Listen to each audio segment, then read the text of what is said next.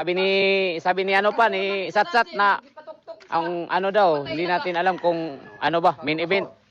Kwadra alas to. Magsipilo ka ha! Dilaw na ipin mo! Satsat. Kwadra alas to, Satsat. Hindi to tulad ng mga bata ninyo. Gunggong!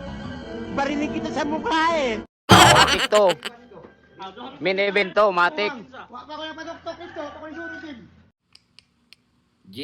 Jason.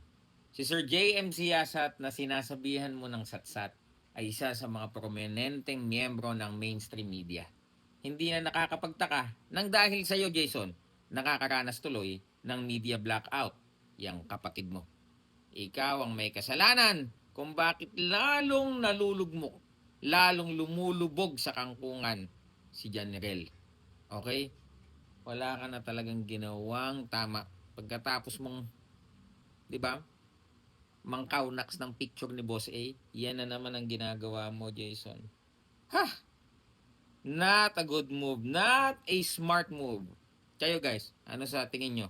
Anong inyong opinion sa patuloy na paggawa ni Jason ng mga dahilan para lalong lumugmok ang karera ng kanyang kapatid?